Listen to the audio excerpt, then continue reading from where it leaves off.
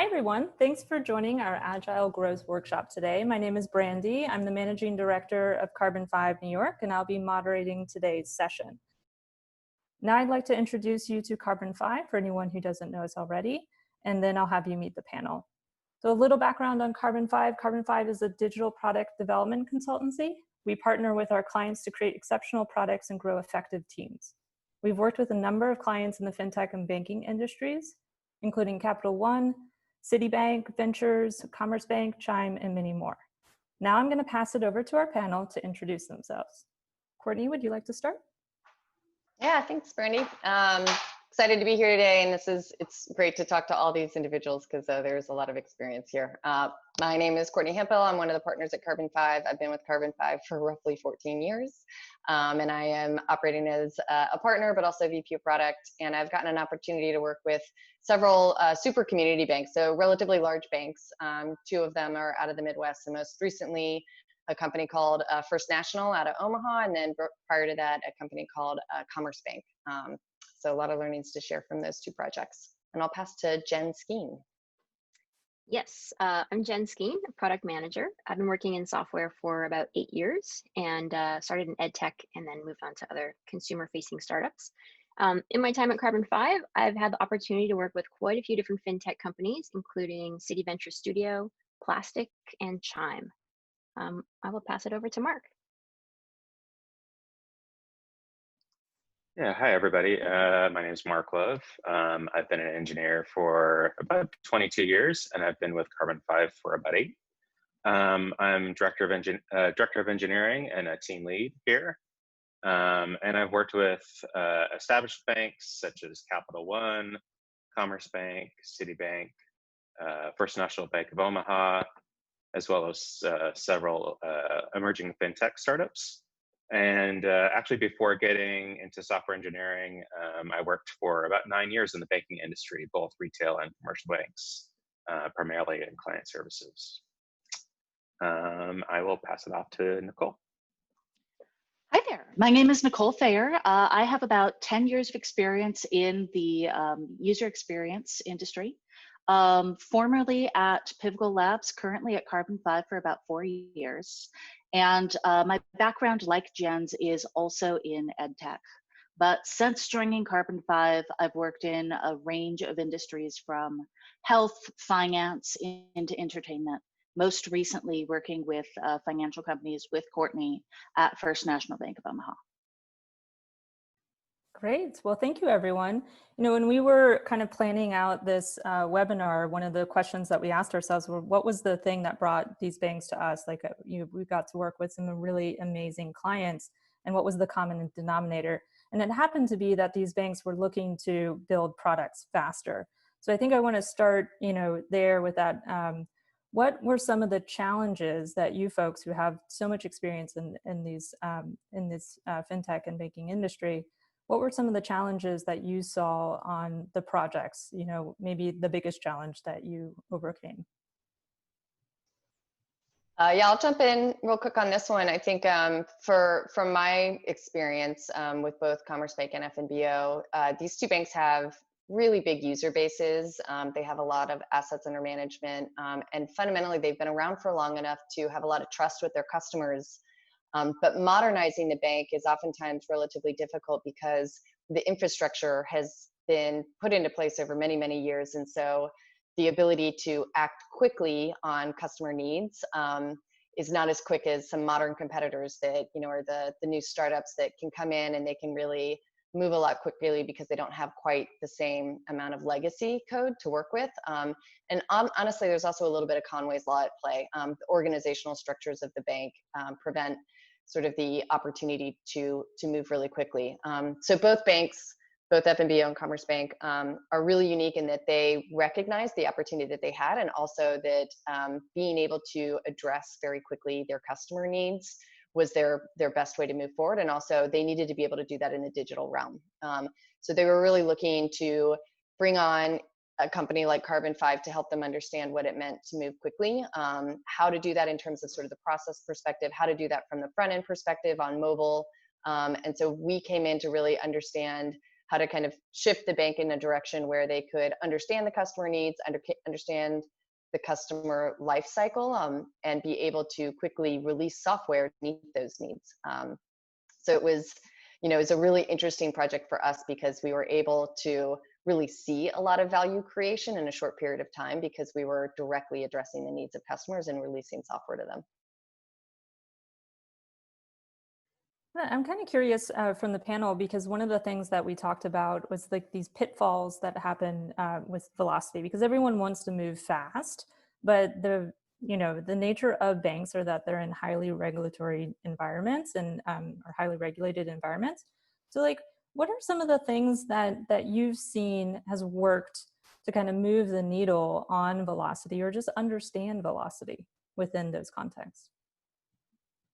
I would say that often, like, working in a regulated industry, the product requirements are really complex, and often it takes us a while for us, as consultants, to really discover what those requirements are, because they're held in many different places throughout the organization, and it takes time to gather all of that. But we don't have to wait until we know exactly what everything is going to do before we start building. We can start small, we can build iteratively, even if we know we can't release until we've met a certain, like, frankly, very high bar of features and functionality that, like, at a startup, you would never wait that long. But because it's a regulated industry, in banking, you've got to have a pretty complete product before you can ship. So I guess the development can be really iterative and can be just as almost as scrappy as a startup, though you're not going to release quite as frequently. Yeah, I would just plus one that and extend it also. The notion that lean and agile doesn't have a place in a highly regulated industry is one that we've sort of recognized to be a conundrum. At the same time, though, there really is an opportunity to allow both development and actually design teams to move forward with the basic simple assumptions, and as we understand the greater level of detail, we can build on that. And I think the opportunity there is that in many cases, even if you don't have a legacy system, the complexity of the need or the complexity of the product build is such to where if you don't actually find the simple base kind of core heart of what it is that needs to be built, you will spend so much upfront time just chasing down answers that it actually it spins you out into creating a more complex solution in the long run. So I think there is a place for lean, as Jen was mentioning, but it is more in sort of the build side rather than kind of the releasing to consumer side. That's a really great point. I think that a lot of people, especially those who are, moving into this sector from, other domains, come in with the expectation that they're going to be able to release all the time. And that's just not true because of how these banks are regulated and other reasons, because, there are many different stakeholders and many boxes that need to be checked.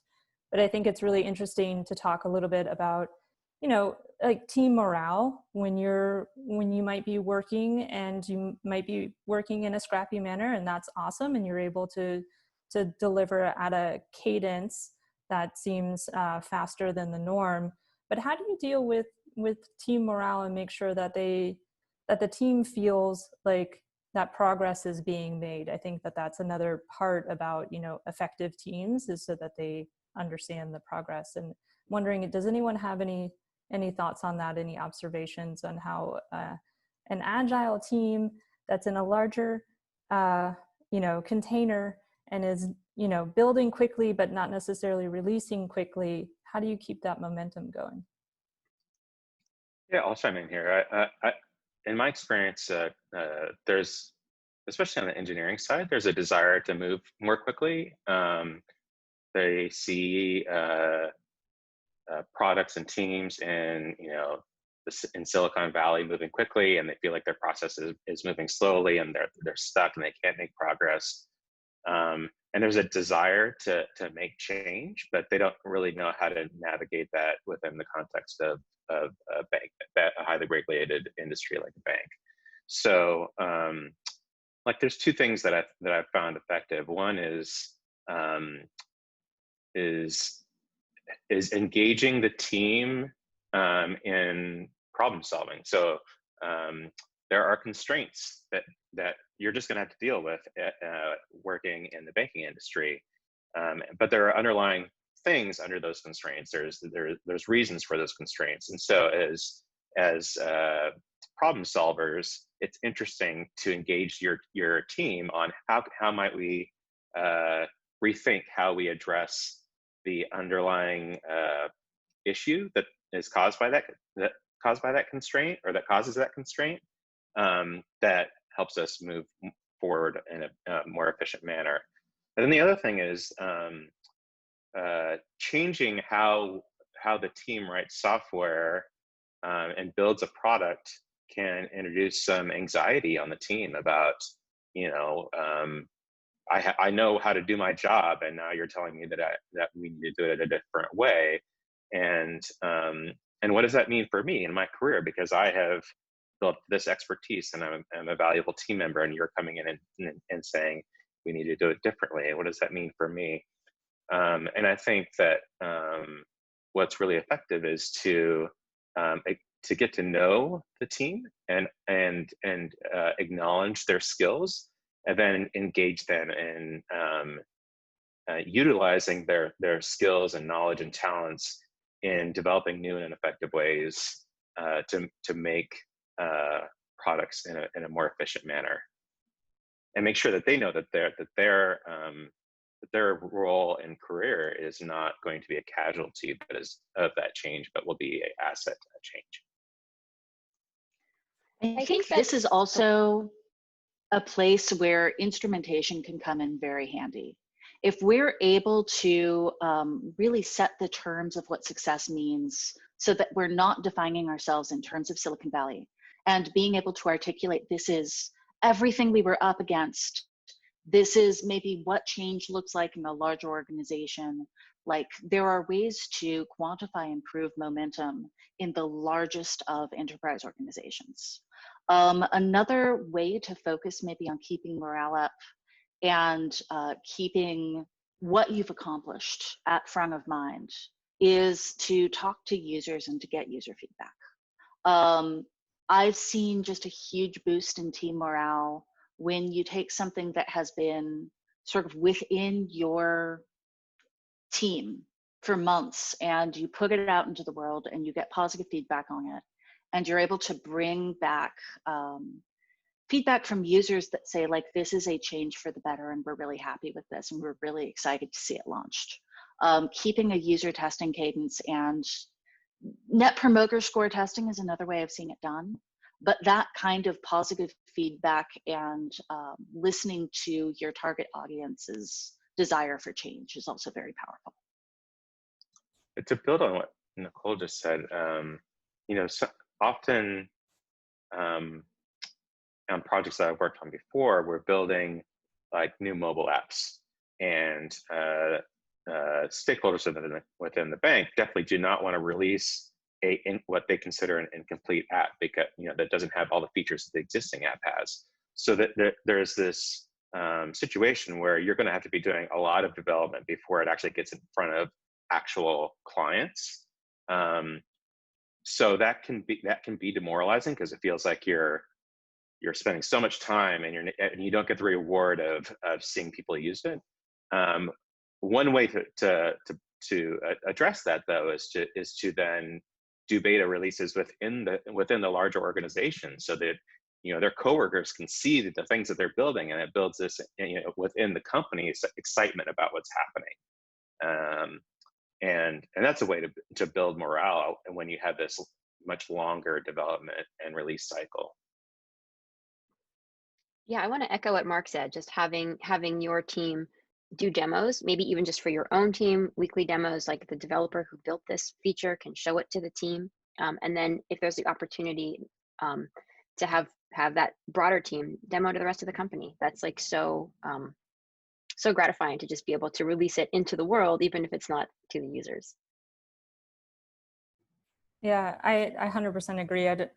I've been in many situations where we've demoed a product and the company is just like, wow, I can't believe this is happening. This is amazing. And that gives you such a lift to keep going.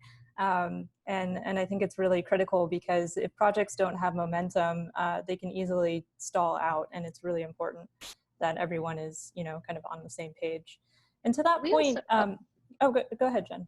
I was just gonna, one like short note is that we often will create milestones for ourselves that are not release milestones, but they're just like product milestones, and then we can celebrate those. It's not sort of an arbitrary thing, but it's like, oh, at this point a user would be able to do this whole new thing, and we can celebrate that and drive towards that as like Absolutely. a step along the way. Yeah, That's a great point. One other thing that was mentioned here was around the kickoffs. And I think that those are so extremely important. And it's true that when we come into some of the more complex domains, larger domains, it's such an uphill, you know, struggle to kind of get all that information. And I think what Carbon 5 has gotten really good at is extracting that information, no matter how difficult it is, making sure that you're in that room and you're getting enough information to get moving. And I'm kind of curious, what are some of the go-to exercises that you've used in the past for these kickoffs that have really helped you get the information that you need to get started on the project? Does anyone want to take that? Maybe Courtney? Yeah, I think, oh, Courtney, you're muted. thank you. I always do that. I'm using the space bar. So yeah, I think this is the thing that we've had to get really good at, which is to say, how can we go into an organization that is going to have domain knowledge? And, you know, for two of the banks that I've worked with, the people have been there for 30 years, right? So like the depth of their knowledge is laudable, but we need to figure out a way to get ourselves up to speed as quickly as possible. I actually think a lot of these tools and techniques are very useful for these banks no matter what, because it does allow knowledge to be shared across segments of the organization. And I also think Mark brought this up before, but the notion that IT and software can actually be problem solvers for organizational and product problems is really a big one. And for banks that have been around for decades, oftentimes there has been this notion of the IT cost center. So it's been bunch of developers doing their thing back on the mainframe, and breaking that apart from an organizational and culture perspective is like, it's a really big break to sustain. But I do think a lot of the tools that we use in our kickoffs, and those are things like experience maps, really walking the customer experience, but having the insight of product, dev, and design all be within the world of exploring what it might be to have a user be accessing this type of functionality. What does that mean for the data model? What does that mean for the product? What does it mean for the design experience? And really teasing out those questions. You get this collective conscious that, you know, the artifact that comes out of this is a roadmap, but the real thing that comes out of this is the richness of shared understanding and the communication. And it's a 2-hour activity that we can run. So I think that that has been really beneficial. I've also watched some really amazing domain modeling sessions that have happened where people leave that session and feeling like they just understand the nuances and the relationships between data. And I think that's a really powerful tool. I'd also say that, you know, what I've been really impressed by is a lot of these financial institutions, both startups and enterprise, are starting to use similar tooling from the data layer. So these can be things like data lakes, data engineering, you know, using CDP platforms or Snowflake to actually unlock a lot of the data that they have. And I think the data modeling conversations can really be fed by the teams that are working in those tools as well. So again, that's sort of the intersection between the engineering team, the design and product team really are involved in that as well, and the business analytics or data teams. So those are some of the tools that I think have been really advantageous in our kickoffs. And I think the other one that is almost, I've heard this be called various things in various companies, but we typically retro our reflections is a tenet of the Agile process and is one of the biggest pieces, I think, of team self-correction and process correction in our toolkit.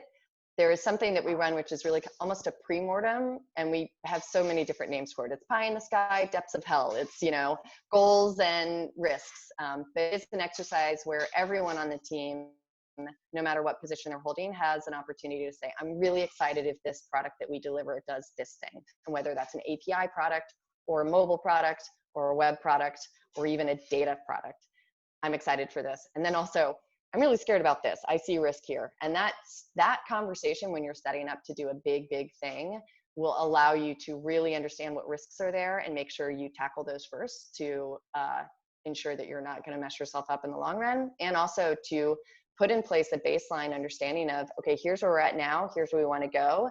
Like, let's set some goals and some milestones in between. I think in addition to, well, one thing that's unique about working with, in the banking industry and banking engineering teams and kickoffs is that the systems are complex. There are often multiple teams that are all interconnected with each other.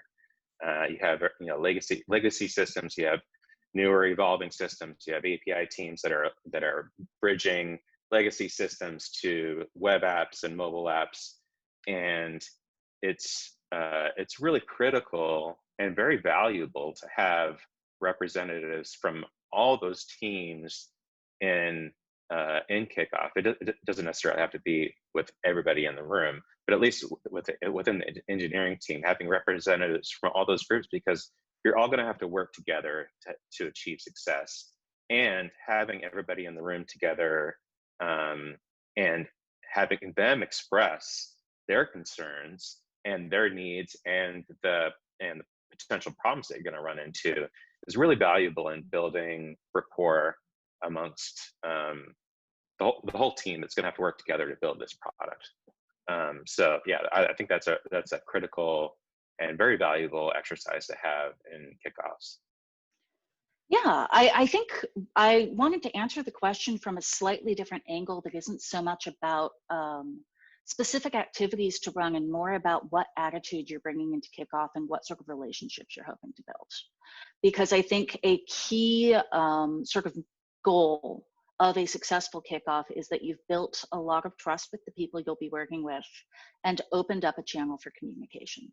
So one of the things that I think is really important during kickoff is to practice active listening, reflect back what you're hearing so that if you're making critically wrong assumptions about the way that a piece of their infrastructure works, it can be corrected very fast. And also to sort of generate artifacts or show your thinking as much as you possibly can and demonstrate that you're not here to change things from the top down. You're interested in understanding how the system works. And that will build trust. It will help you understand sort of what's already been done. And it will keep that sort of constant iteration, even if that's verbal rather than on a product level, which is really important. That's a great point. I think that trust building is so critical because there's no way that you're going to get it done on your own. This is a collaboration 100%, and it involves so many different people. And I think there's a metaphor that I've heard before, and I forget who came up with it, about this, like, you know, meet the neighborhood. Like if you move in somewhere and if you're like a team and you're now like part of this other organization and it's a new project, you better like meet the neighbors because you're going to need things. And you need to start establishing a relationship with them. You need to make them understand that you're not here to step on their toes, that you're here to like achieve something, you know, that's part of the larger initiative. And that trust building is so critical. So yeah, I 100% agree with that. On my most recent fintech project, I've had the opportunity to invite those neighbors to come and sit in on our retro or sit in on our planning meeting. So people are kind of curious. They're like, oh, we saw the demo. You guys have accomplished a lot. How'd you do it? Oh, come and watch. Come join us and like sit at our table and see how we do it. And that's been really fun because they can kind of see what we're doing and how it's different from maybe what they've been used to and what they can pull from our practice and do with their own team. So that's been a really fun way of kind of pulling in the broader group. That's awesome. You know, on projects I've been on in the past, I've seen them apply things that they're learning on the project with us to other projects. And I think that's so cool when it has this like viral effect of like, hey, this actually is new and it's working on this project. Let's try it on this other project and see if it has any value. And I think that with consultancies, what's interesting is that, you know, we're doing projects all the time, so that project start muscle is so strong. And in organizations, you know, they don't necessarily have a whole process around just like kicking off projects. And so when we come in and we bring these tools and these techniques, I think that there's a lot of like learning that happens on how you can set up a project for success, especially a big project, instead of just like, you know, corralling people into the conference room and being like, we're going to do this thing. And then everyone's like, okay, you really have to get into it.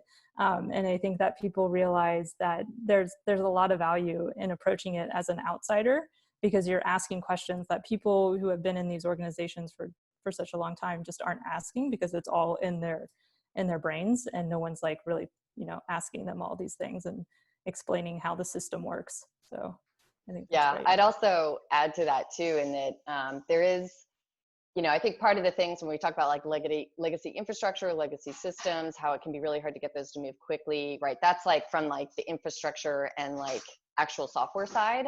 But there is, to what Brandy was just saying, this like thinking through like what a bank does and what a customer wants from a bank that is entrenched in the organization. And I think it is really interesting. What I've observed Carbon 5 teams do is they're sort of going into these banks and they're like, customers are not just about banking, they're about an experience, you know. And some of like the foundational research that's come out from a lot of these new digital products is that customers want to be seen by banks, even if all they're doing is financial transactions, but they want to still feel like a customer, and they want to still feel like they're being addressed based on their sort of life needs. So I think really bringing the product and design side of it, and coming from a perspective where you've worked in, you know, an app that was on e-commerce or beauty or whatever, and then you're bringing that same kind of very different perspective to the financial world, really allows us to kind of think of the customer from a holistic standpoint, which I think is also quite valuable. Absolutely. I think that, and I've noticed that the banks that we've worked with already realize that emerging fintech companies are addressing or something that consumers want that they are currently not providing for their customers. And there's anxiety that they're going to lose that next generation of clients. And consumers just really want financial products that help improve their financial health and are partners in building their financial stability. And they don't want just you know, like a dashboard that shows them what their balances are. They want something that helps them figure out how to be in a better state financially. So yeah, shifting to that product mindset is super valuable, and something that is really enjoyable to build too, because you get to know what people's needs are and think of new ways of addressing them. I find that one of the exercises that really helps here is trade-off sliders. The goal being to expose maybe sort of a legacy way of working or a sort of legacy considerations against this desired end experience or a more modernized experience. Because realistically, going from sort of the way things have always been done, working in a bank that started in the 1800s, for example, into something that we saw on the front of Hacker News, there's sort of a long way to go. And some of the back-end systems don't support all of the tricks that you see other banks do. So figuring out and creating an open channel of communication, I know I keep saying that, but it's really important, where you can say like, I think there is some tension between this desired end state and the way that's most comfortable. And it's up to you to choose how uncomfortable you want to be in working toward that. That's a great point. You know, when I think about this, it's funny because whenever we talk about the banks, we always talk about layers, and it's like layers all the way down to the mainframe, and it's kind of like turtles all the way down. And it's so true that you have to have these conversations. And I think, you know, to Nikki's point, like you really need to kind of explain what the trade-off is, like get people to have those conversations because they will avoid them. And when you're hired, you know, to do something, you need to like make those trade-offs explicit. And I think it's a great technique that we have to be like, is this more important? Is this more important? Or like, where are you indexing on this? And get stakeholders into a room and have them vote and see for themselves the discrepancies in their thinking. I think that like people could have like these different mindsets for years or months. And then when they go to that board and they put that sticky up, they're like, oh my gosh, we actually don't agree on this. We need to come to some consensus here because we can't have both things. And I think it's really powerful when you start to like have those conversations and bring those stakeholders into a conversation. That's where like a lot of the progress comes from. Yeah, I think Brandy, you just kind of hit the nail on the head with like externalizing that decision-making process. There, like I think financial institutions are just fundamentally different from like the 6-person startup, and that's like where, frankly, where I worked right before Carbon 5 was a really tiny startup, and think it's up to the CEO, and that person can just make a decision, and then you just go in that direction. But banks are different. It's many more people at the table. So if you can like help people to make those decisions and explain why and what those trade-offs are, it really helps to drive alignment.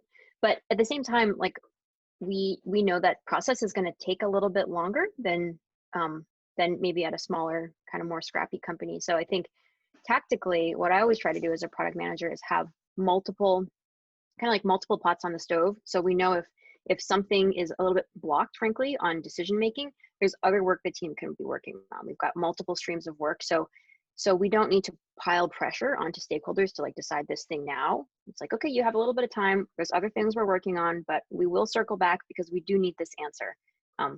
But just try to work around the fact that some decisions take longer and have, like, multiple streams of work you can be working on. So you're not blocked on any work. I love that analogy. I used one similar the other day. I'm like, product management is like having your drawers and having them all organized, and you could just pull out a thing at any moment when someone says that this is blocked or that's blocked. You're like, all right, well, I got this. And you just keep the team moving with things that are important to the business. So that's great. I was going to say that Mark and I were talking about this thing where, oftentimes when we're brought in by leadership teams, they want their product teams to run in a more lean style. And a lot of that means, kind of like having autonomy and asking questions, and the leadership teams all, tend to support that. And I think what happens in banks, because there isn't as much turnover, which is great, but people get stuck in a mindset of like, well, it's not okay. They kind of like create this mindset of it's not okay to ask questions. And when we come in and we start asking questions and we have retros and we show that that is okay, there's usually like some change that happens internally because of that. And I don't know if Mark, if there's anything else you want to add to that. Yeah, I just find that, your team is smart. Like they have experience. They know what's not working. And sometimes they just don't feel, it's not that they don't feel like their opinions are valued, but there's not a regular process in place for them to express the things that are going wrong and to have a conversation about how to improve it. And one of the things that we do is we are very reflective in how we do our work. We have weekly reflections about what's going well, what's not going well, and coming up with ideas about how we might address them. And so one of the exciting things for me coming on to a well-established team is getting to know the existing team members and hearing from them about the things that aren't working and hearing what their ideas are, and then bringing that up and supporting them and empowering them to propose changes and improvements. And because they know what needs to be improved more than we do, but we bring experience and process that helps bring out that information from your existing team.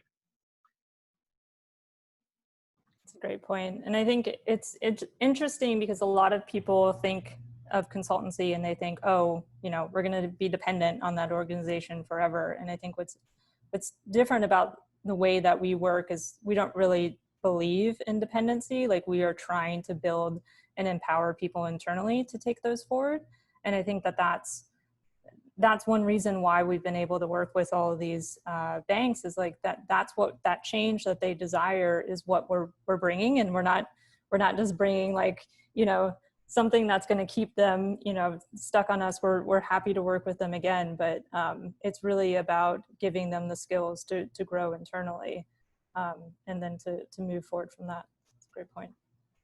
Yeah, I had a conversation during my last banking project where they were sort of asking me to come in and resolve a dispute between two stakeholders. And I ended up saying something along the lines of, I'm not actually the tiebreaker. I have processes that can help you break the tie. And one of the most successful things I did on that project, I think, was the tie was over a piece of information architecture. And rather than doing a very heavy long-term user experience test or having one person's opinion win, we did a really short 5-minute test where we just pulled random people into the conference room and had them do a card sort. And sort of the problem resolved itself once we were able to bring in outside voices.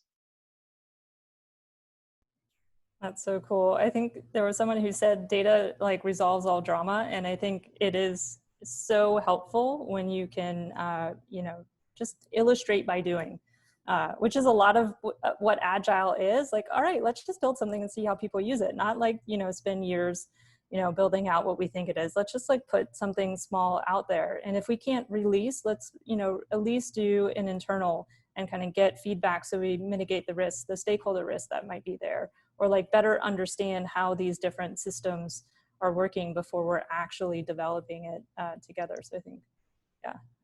Yeah, I think that because some of the more traditional software development processes are so long running, that decisions feel like they're final and that they'll take forever to reverse if they're wrong. And so you get stuck in this debate about what is the right decision. And then sometimes you can't get past that. And when you embrace a more iterative and flexible product development cycle, you realize that, well, we can try something out, and if it doesn't work, we can always change it. You know, it's not set in stone, and that's a really empowering thing, because then the team becomes more open to experimentation and finding out what works, and being more flexible about trying things that they're skeptical of. Yeah, I'd also call out that what I've seen by bringing in that type of thinking, I mean, it sounds sort of like a hat you put on, and you're thinking of this sort of more flexibility that permeates all the way down, right? So when you think that way, when you are constructing your backlog that way, when everyone is sort of trying to articulate the smallest version of the big whole, that actually permeates all the way down to the software. And in the long run, that actually makes the software more flexible and more extensible. So it's sort of like this, as you could imagine, right? If you're packing every single tiny feature into a screen, it becomes complex. It becomes, you know, unwieldy, and like extracting it out is just harder over time. I think by really forcing an entire team, it forces the whole organization to start looking at things from a much smaller incremental approach. And I think that's, you know, that sort of Lego building blocks is the thing that you want to really teach an organization to act on.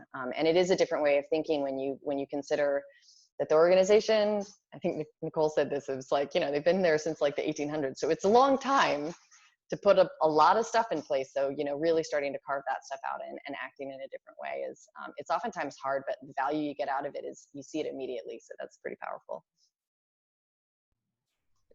Courtney, I wanted to follow up because you've actually had a lot of conversations at the, you know, very high level leadership level with these different organizations, and have seen both, like, you know, the neobanks or the startup banks and the established players. What do you think is at stake for the established players who don't adopt more of a product org mindset? Yeah, and I definitely, I think that there is a lot of opportunity out there that everyone is chasing to capture. And I think what I'm seeing is that there are tools that allow really new, very scrappy startups to get really far. And these are, you know, Marketo, I2C, these are really sort of like kit of parts that you can pick and pluck and do what you need to do as a startup. And then you just really focus distinctly on customer value. And because that's where the money is, these people are getting really, really far. Sorry, these companies are getting really, really far. However, when I look at the bigger banks that I've been working with and the ones that have been around for a while, they have so much value to offer because they don't need to go out and purchase these services and these secondary products. They actually, from the top all the way down, they can provide all of these products to their customers, and they can stitch them together in a unique way that is specific for the customer and the segments that they're going after. So in learning to take on this opportunity, to be able to provide these type of services to both customers, but potentially to partners, it's, they really do have a huge opportunity to capture. So I think the leaders that I'm talking to that see this and they realize how hard it's going to be to move there, but they are willing to take that on, and they are willing to have the honest conversation all across the organization of the hard work to come, and really like looking far out and putting in place a structure for it. I think they are absolutely going to be capturing a lot of that value, and they're going to be putting themselves in a place where when they get there, they're going to be able to meet and match and actually exceed what some of these startups are doing, because they have the experience and they're willing to do the hard work to change the organization, to change the culture, to change the technology. And so they really, it's neat. It's really cool to watch the leadership make those hard calls and invest in their future. Yeah, it's interesting. I was reading an article a while back about the potential of all these legacy systems, and it's the biggest hurdle for them to kind of expose those services or create products from those services. It's a big lift, but there is so much opportunity in this industry, and there's been so much development in this industry. I mean, if we think about it, really over the last few decades. So I think mainframes rolled out in the 1950s or 60s, and now look at where we've got the bank in the pocket. So yeah, and I wanted one other thing to sort of note on that when you're thinking about leadership. I would call out that what I've been mostly impressed by is there is bigger organizations, you find these silos, and then there's these hard and fast boundaries, typically around communication between these groups. What I've been so impressed with is some of these companies that we've had a chance to work with. You start to ask a question, you pull at a thread, where is this data coming from? Who's providing this service for us? Where did this API get created from? Where is this layer and what are the integrations? When someone is like, here's the guy you should talk to, here's his email, go do it, right? And there is not a barrier to conversations and communication. That to me is what leadership really needs to put into place, is these barriers. Guess what, everybody? We're knocking them all down. No one has a sphere of their own. Everyone has an opportunity to have a conversation. And I think that actually is where, to your point, there's going to be people at a bank that know that mainframe. They've been working there for 35 years. They're the only people you can talk to about the information that you need. And if you can't get access to them, nothing will move forward. So I think organizations that are willing to say, this person's very valuable, but we want their information to be shared across the organization, that unlocks a ton of opportunity. And I think the really savvy leaders are really kind of like enforcing that type of approach where communication and silos are broken down. Everyone is available. The priority is, this bigger picture vision. Yeah, another place. I was just going to say, being able to break the mentality from this is the thing that I own to this is the thing that I'm an expert in, and we're going to be collaborative about how we achieve something new and improve our systems together is so key to organizational transformation. Nikki? I wanted to articulate another place where legacy banks have a huge opportunity, which is that they don't have to get up and running in terms of customer development. One of the really striking things about the banks that I've worked with is that even if their customer base isn't being well served currently by digital products, having presence in physical locations, having years of time within that community is really huge for building trust. And if banks are able to put digital products in that sort of echo the value that they've given to their communities over these years, that's just a huge, huge opportunity. Agreed. They have the relationships now, and so there's all that leverage. That's the hardest thing, because the market is so competitive now, trying to get people to pay attention to your new thing. And if you already have inroads with those people, you are so much more ahead. So I just wanted to say that we're up on time, and I wanted to move over to Q&A. And so we have a couple questions queued up here, and I'm going to ask the audience to help me in answering them. And one of the questions I see is from Adam, and it's about getting to what we started off on, which was how do you do iterative development when you have so many different stakeholders that are involved? Like, what tactically can someone do as a developer?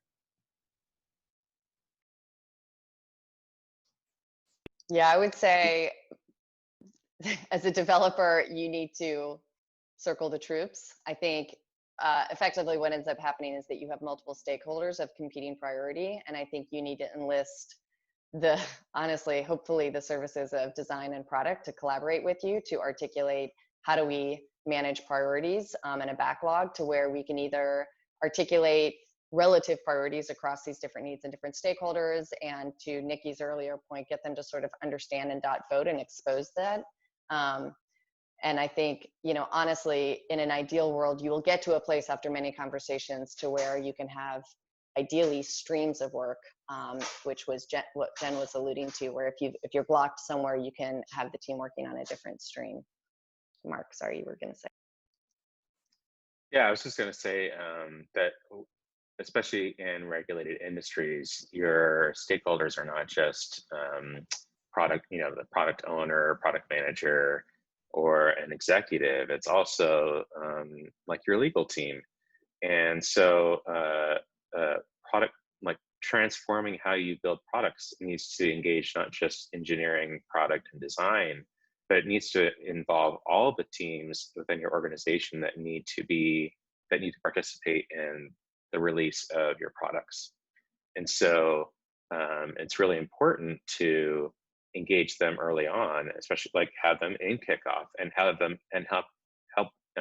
understand what you're trying to achieve in transforming how you build products, and rethink how they participate in the process. So, like, for instance, rather than having one big, huge legal or security review at the end of a long development cycle, how do you engage them in the more iterative, regular development cycle? And that's going to involve some change in how they function within the organization.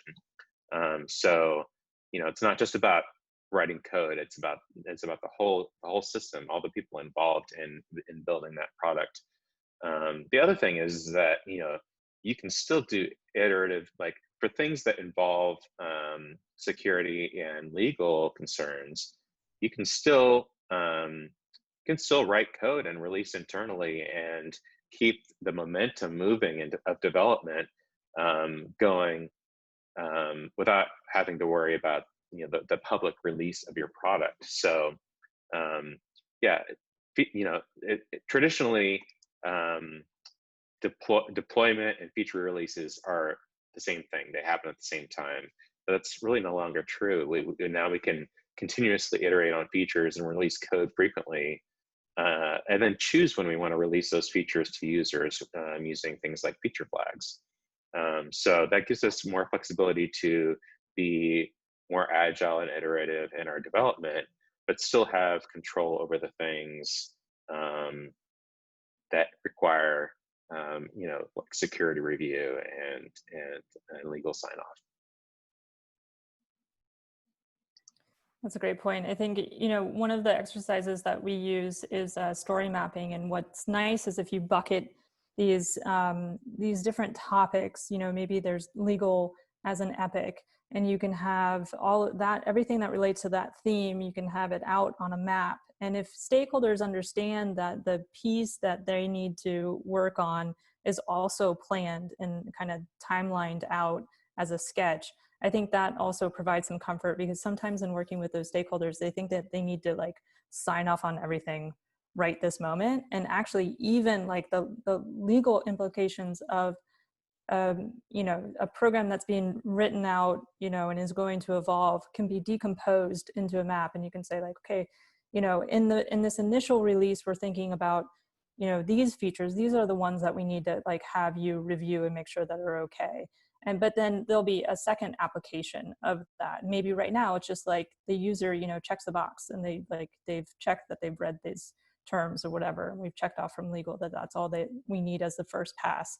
But then later on, we can add on more layers of, legal, notifications and things like that. So everyone is different, but I think that like having it mapped out can be, especially for, people who really like have a lot on their plate, which who doesn't at this moment, it can be like very relaxing to know, okay, like for this project out of, like however many projects I'm involved in, like these are the things I need to be concerned with now. These are the things that we can be concerned with later. And then these are the things I need to be concerned with later on.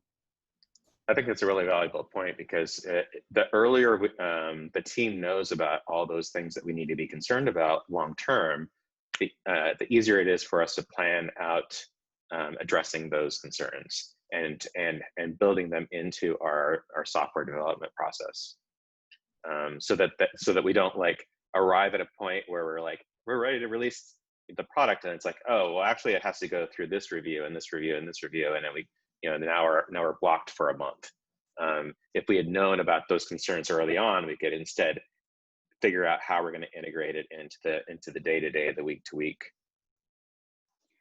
I want to go back to Jen's earlier point about the power of internal demos, because demos can be a really great way to, in socializing your work with teams outside of your sort of day-to-day conversation, gathering requirements that you'll need later on, and sort of building familiarity with legal and compliance and other folks who are going to need to sign off on your work. That's actually a really good point about the iterative development, where like we actually have early something that we could show to the legal team, right? Really early. Like, this is kind of what it looks like. This is generally what we're doing. This is where we're going. We have all of these like externalized, depictions of where we're going, and it makes it really easy to communicate even within the same company about what is the scope of this thing. And that is way more helpful than just having like a giant abstract requirements document to share with someone who like, this is part of their expertise, but this particular use case and exactly what you're doing might take a while to like wrap their head around it. But we generally have something that we can show to help explain, what we're doing and why. Yeah, I agree. I think that there's no amount of documentation that can capture all of these things, because they evolve, they change. That's just the nature of business. So it's much more effective, in my opinion, to have some baseline requirements, but then to go around and test those assumptions with that neighborhood and kind of get that feedback in a more free form. Because also that's where you're going to get the really interesting ideas and perhaps the compromises or innovations around some of those things. But once it's in a giant document, no one's really like thinking about it anymore. They're like, that's in the document, that's there. But as we all know, that there's a lot that needs to happen when you have many different layers, and you need to kind of come up with some like solutions on the fly. And those solutions on the fly can actually be like really cool feature ideas that can be very successful for the business. I also wanted to talk about one more question I think we have here to squeeze in before we end. And this one relates to design. So let me look it up. It's this is from Jennifer, and it's, how do you produce good design on top of deep systems? Timely. Getting to the legacy systems, all of these systems that are kind of interplaying, and some of them you have control over, some of them you don't, but you're building on top of it. How do you produce really good design when you don't necessarily have control of the the requirements or the data that's coming back from those systems? I have so many answers to this. So I want to go back to a couple of earlier points that people have made. One around how you do agile software development. And well, let's just start there. So the sort of agile way of doing design is this notion of working from low resolution to high resolution. So you start with something on the whiteboard, you start with sketches. And the idea is that the first pieces of work you make are very broad ranging and very cheap. It's really cheap to get as many ideas as you can out there and assess them in terms of what legacy systems look like, what seems like the most value added to customers. And the more ideas you can get out in a very low cost way, the more sort of tools you'll have to evaluate what to move forward with. The other thing I wanted to sort of go back to is what the definition of success is. And the definition of success in a banking app can be different from coming out with, you know, a very, very slick new product, because you have this huge customer base with certain expectations. And so on some level, the best design, or sort of the sweet spot, is something that people who have used this product for years are comfortable with, and something that looks and feels modern to attract new. So bridging that gap means that you're not necessarily going to be coming up with all new patterns. It means that you're going to be adapting old patterns into something that meets user expectations and brings new users in. Yeah, I think that's so true. And it's like what someone's definition of good is relates to their business, to their company, to their priorities. And I see a lot of companies that, you know, they just want the slick design, but they don't understand that, you know, what's really important and what design really is more about the holistic experience. And so the slick design doesn't really get you that far. When customers get over the fact that that's all there is. It sounds like design. I think the bar is too high in our industry now with software products to get away with something like that. Maybe 10 years ago or something like that, but now it's just the design has grown to such a degree that you can't, customers will sniff that out very quickly. Courtney? Yeah, I would also just add in there that I think in some ways having that legacy customer base to work from gives you a lot of opportunity to understand them and their behaviors, and to inform design. So I think, again, sort of to Nikki's point, like there is understanding what they currently need and making sure that you don't go too far from that, but also just gathering the intelligence from the data perspective about what opportunities you have to like increase their engagement, increase their happiness with the product, to be able to meet unmet needs that they might have in the product right now. And design is such a powerful way to get to that.